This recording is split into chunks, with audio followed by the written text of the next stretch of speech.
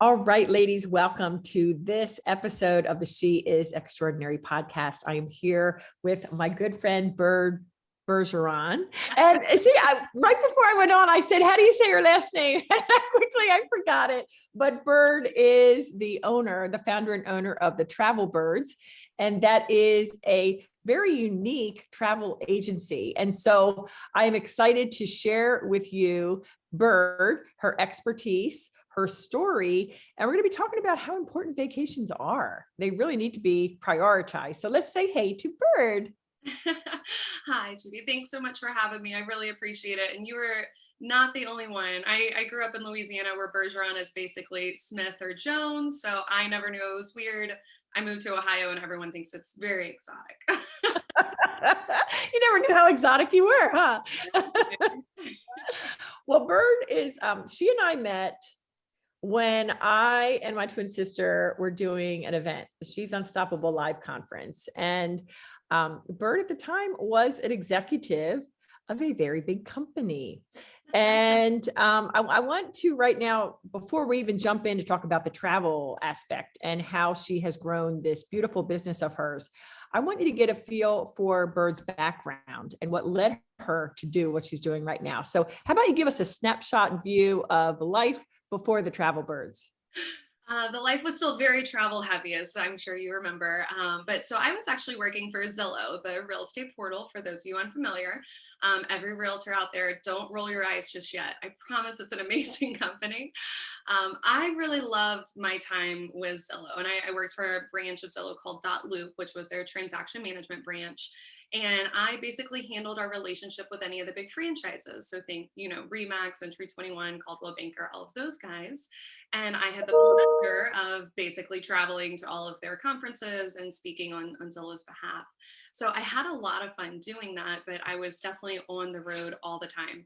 And I'll never forget when I first started with them, I was getting sent to this conference and I knew nothing about US travel because in my young 20s mind, it was one of those where I was like, well, everything has to be international or it's not real travel. Like I had backpacked across Europe and done Australia for 3 months at a time and done all these awesome things, but knew nothing about the US. And it gave me honestly one of the coolest experiences. But one of my first conferences, I told my husband, I was like, I don't know, it's in the middle of nowhere, Arizona. And I look it up and it was Scottsdale, and Scottsdale is beautiful. And I highly recommend if you haven't been to go. It was awesome. Yeah, I, Scottsdale. My goodness. Yeah. I knew nothing about the US. So it gave me this beautiful experience to really travel around and get to meet people like you and get to understand. So I was actually managing Zillow's.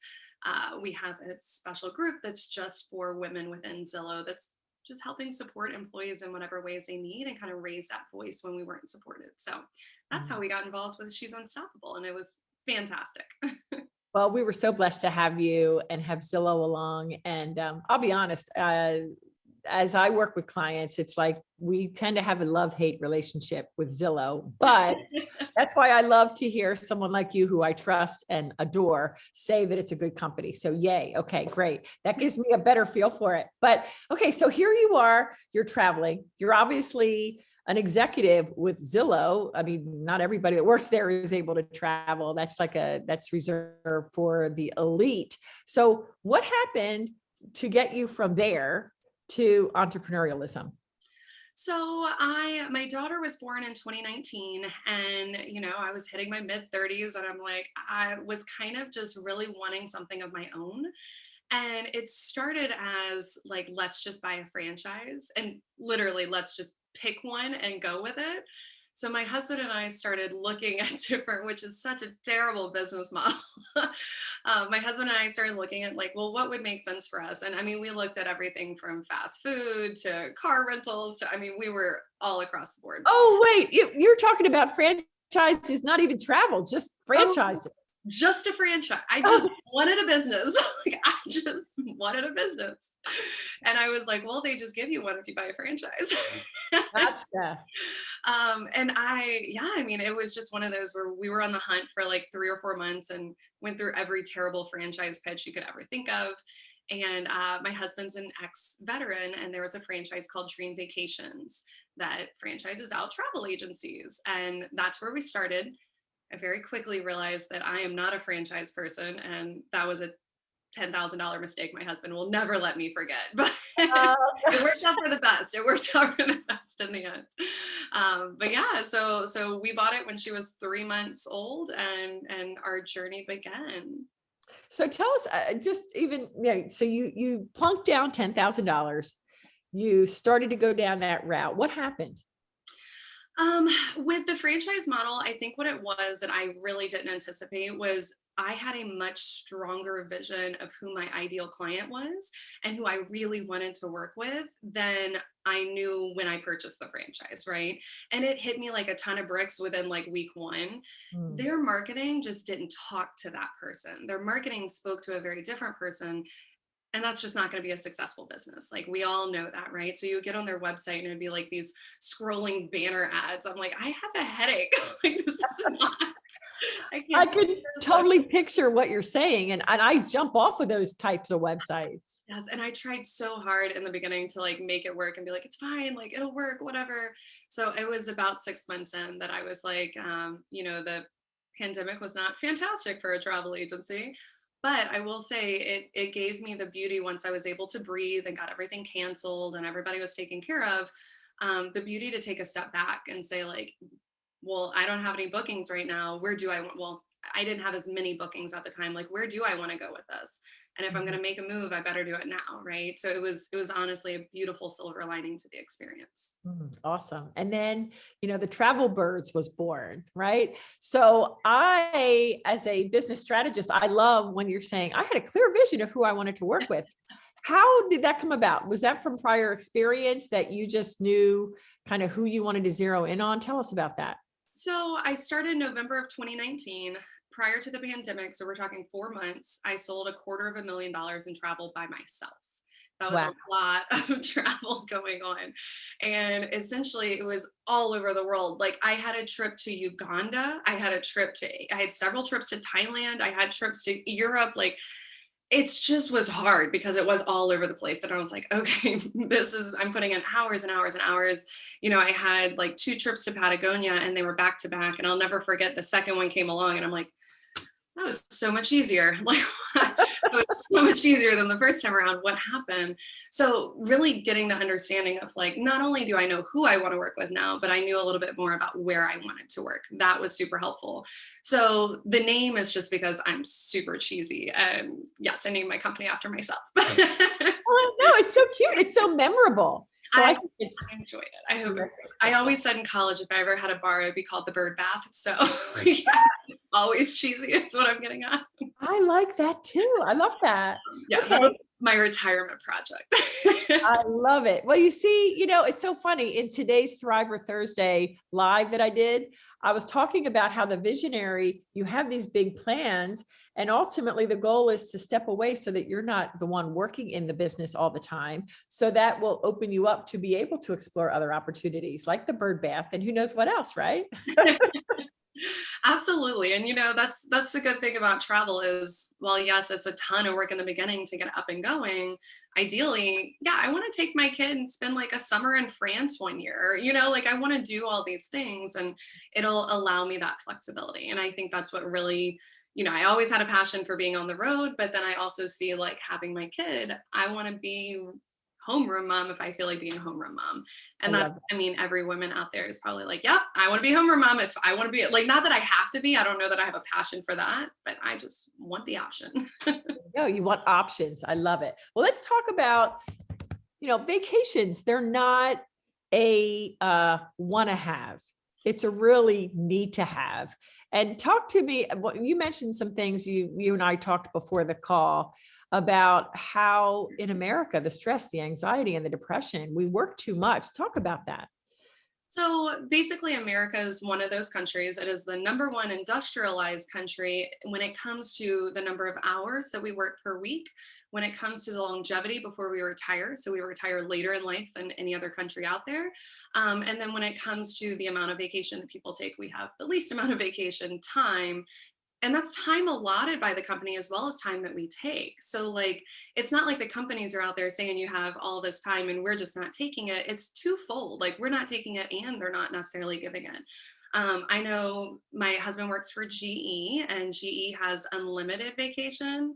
That's the biggest hoax I've ever seen in my life. That just means that Yeah. nobody pays it ever. Yeah, Like, tell me about that. I've never even heard of that. oh, So so we did it at Zillow as well, and it was basically essentially the idea behind it is they don't want to dictate you should take 2 weeks or you should take 4 weeks.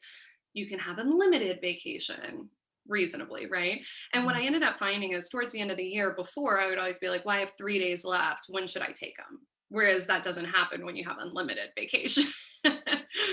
So and now that I'm an entrepreneur, I guess I still have unlimited vacation that is zero. So that didn't really change.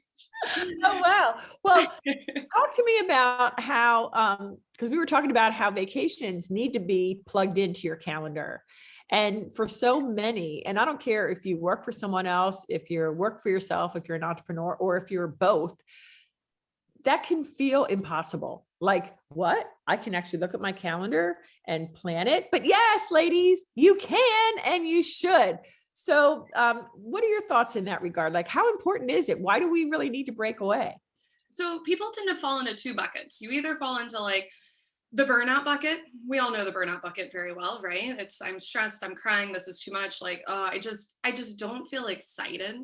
And then there's that like lack of passion, creativity type bucket. Whichever one you're falling into in your job, travel can kind of solve both of those. And what I've learned is I'm just like most people where I'm like, well, I'll plan it when I get there. Like I tend to be for my own, it's so funny because for everyone else, I'm like, we need to plan 3 years in advance. For me, I'm like, we'll plan it next week. But that Yep. last minute plan is what's a problem because we all know this happens where we're like, okay, yeah, we can talk in a month. I mean, we've had this meeting scheduled for over a month and it's like your calendar fills up. So if you don't truly block it off and like be purposeful about it, it's going to fill up no matter what you do. It's just the way of the world now, right? So these people that have this like depression, studies have actually found a lot of times that it's the planning process that starts to lift and alleviate some of that stress. So within 8 weeks prior to a trip, there's a noticeable difference in people's level of stress, their blood pressure. There's even been studies about your heart rate is lower. Like there's less of all of the badness, and it's just the fact that you're getting excited about something and having something to look forward to. Mhm. And then after the trip, they find typically studies find that about 5 weeks after the trip, all of that kind of more relaxed feeling, more like on top of it, more excited type feeling will last for about 5 weeks. So basically, you need a vacation like every 4 to 5 months. That's what I hear. But really, like even just unplugging for the weekend every other month can make a huge difference because you just get reset. Like if you're not in the burnout bucket, but you're in the I lack creativity, passion, excitement bucket, that resetting, that experiencing of something new, that just unplugging and seeing other things for a minute can Mhm. completely re-energize this creativity bucket and make you super excited again. That is so true. Gosh, I just want to unpack some of that. Okay. Because one of the things you said, I can totally agree with. Like, my kids are coming here to be with me in South Carolina, coming from Chicago, coming from Pennsylvania, coming from Virginia. And I can't wait. I'm like on the countdown. And the closer we get as I plan out our cruises, on the Ashley River or whatever the case is, I can see that anticipation is helping my stress levels. I mean, I'm experiencing it in this very moment. So ladies, if you do not have a vacation on the books, you've got to do it. Okay. You have like Definitely. the pre-experience, right? Like you have the Yeah. experience of being like, oh yes, I'm reading this menu and I want to eat at that restaurant. And that's an experience in and of itself. Like the excitement is still part of the whole thing. My husband always asks, it's like, do you have more fun planning the vacation or going on it? I'm like, I don't know. Like I really enjoy the research aspect of it. I think that's really fun.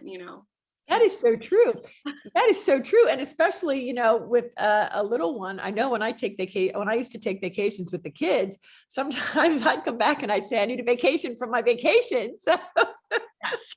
I'll give you that for sure. We plan one every year that's family and one every year that is sorry, kiddo. Adults only, we're doing our thing. exactly. And that'll make you a better mom. That'll make your husband a better dad and husband, all that good stuff. Another thing you said that is true is that, gosh, sometimes I can think things better for my clients than even myself.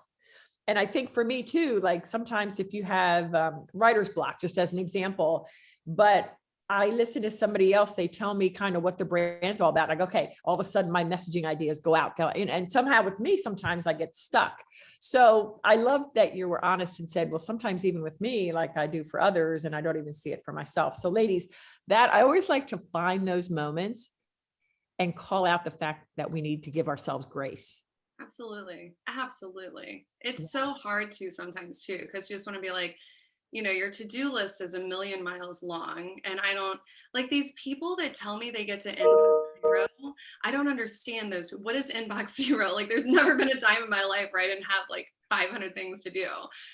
I'm Yeah. glad for them. I'm super happy for them. But I do agree, like sometimes just taking a step back and being like, I deserve this vacation.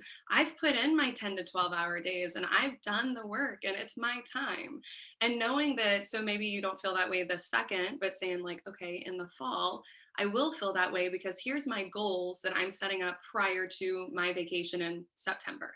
And that's how I do it. I personally have very specific sales goals that I want to meet prior to the vacation time. So when I do hit vacation, because I always hit my sales goals, when There I you do hit vacation, it's just like even more of a celebration. Like it's not just getting out of the house, but it's like, I did awesome. Like I did really hard. I put in that work and I am here celebrating me and my family. I love Love that. Oh my gosh. Before we talk about travel tips, I do want to land on that too. Okay. I am all about rewarding yourself for the little things, for the big things. And I'm talking about rewarding yourselves. If you've made all of your outreaches for the day through whatever that looks like to you, email, DMs, PMs, whatever that looks like, you really should, pat yourself on the back. And if you reach a certain sales goal, then go get that bag. Or to your point, say, you know what, I'm going to sell this much. And so in September, I'm taking a whole week off without guilt and that whole thing. So really, really great advice. Well, I know that we can't close today without, I don't know, I was thinking of a couple different things. How about we start here? Some of your best destinations. What's really popular and really great right now? So honestly, it depends on who you are. That's why we have a consultation. But honestly, so the US, some of the ones that I think people overlook a lot of times that I've just had clients rave about nonstop. Sedona has been just up there. And I actually booked my own trip there this year because I feel like everyone and their grandma has been asking about it.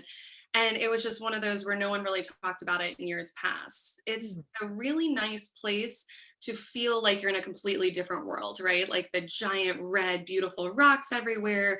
You're a couple hours from the Grand Canyon. You can kind of just reconnect with nature, which is definitely something that helps you reset. And it's a less expensive destination. So if you want, a quick fly to Phoenix, get a cheap rental car, and head out there, it's not a bad one to do. If you're wanting to do like something bigger, something more out there, I'm obsessed with Costa Rica. Like I've had more fun in Costa Rica. There, I got to touch a monkey. Like it was great. I don't know if I'd want to do that. All the signs said not to. No, they're like these little tiny, they're so cute. I'm lucky I didn't like trap one and put it in my backpack. I had to take a deep breath. That is so neat. How about a beach destination, whether local, domestic, or somewhere else besides? Absolutely. Completely underrated. And I feel like someone out there is going to roll their eyes. So Mexico, but stick with me, not necessarily Cancun, because everyone and their grandma's like, I'm not going to Mexico. Mexico's awful. Look, if you went to Cancun when you were 19 on spring break, that's your fault. That's not Mexico's fault, right? But going down to like Tulum and Riviera Maya, there are some stunning beaches, and you can do like a full week flights, all your meals, all your drinks, all your activities for like 3 to 5 grand, and like really live it up in a nice like oceanfront room. So for me, like Mexico's one of those where people are like, oh, what's underrated? I'm like, it's truly underrated. They have Aruba and St. Lucia and all these amazing islands, which I book all the time, but everyone already expects this when they go to St. Lucia, right? They go to Mexico, I feel like they expect like Cancun, and Cancun's awful and I don't recommend it. Well, that's great. I appreciate your honesty there. All right. A couple last questions. Mistakes. When people try to book their own vacations, like maybe mistakes to avoid. Yeah. A lot of it is knowing about the company and understanding. So we all do this. And I did it plenty of times before I ever owned an agency. We just Googled what came up and it was like Priceline or Expedia or some of these big names. And the reality is understanding how those companies work, and on the back end, kind of the leverage that you're putting out there. Because we've seen a lot of these go out of business over and over and over. For instance, just a couple months ago, bookit.com went out of business. I had like 15 people reach out and they're like, my reservation was with Bookit. Can you get it? And I'm like, no, like you gave them your money. So what you're doing is you're giving Priceline your money, and they hold it because they have a contract with a resort where they don't pay till a couple of weeks in advance. And they basically leverage that money to try and build more business. Well, a lot of these are not even American owned companies. They're owned by companies out in Asia. They're owned by companies that have no rules or regulations compared to what we do. Therefore, if they do go out of business, they're not held to our bankruptcy laws. They're not held to give you any of that money back. So I think people see like, well, this one's $20 cheaper. I'm booking there. It's like, oh, don't do it. The other thing is with travel insurance, everyone's always like, well, I'm not going to cancel. It's my honeymoon. I'm not canceling. I don't need travel insurance. Nothing to do with cancellations. That is a perk that is extra. It is about health insurance. So US health insurance, the way our system works, doesn't work outside of the US. No matter where you go, no matter what policy you have, it doesn't work. I can't tell you how many times, like I had a kid in Europe get appendicitis. That was a $75,000 emergency surgery. You have to do it. I had a lady on the Acropolis slip and bump her head. That was a $20,000 stay in the hospital. Like these things just happen and they just pop up and you can't do anything about them. Wow. So yeah, my like nervousness always, I'm just like, just buy it. Oh my goodness. Well, that's really good to know. Well, I have a horror story that I just want to briefly share. Yeah. Verbo, well reputed, right? Verbo. I rented this gorgeous this gorgeous beach house in Rosemary Beach, Florida, which is my heaven on earth. Are you familiar with Rosemary Beach? I lived in Pensacola, so I wasn't too far from you. That's right. I'd forgotten about that. Yeah. So this house was amazing, but wow, what a difference when I actually went there. The pictures must have been years old. And here's the worst part.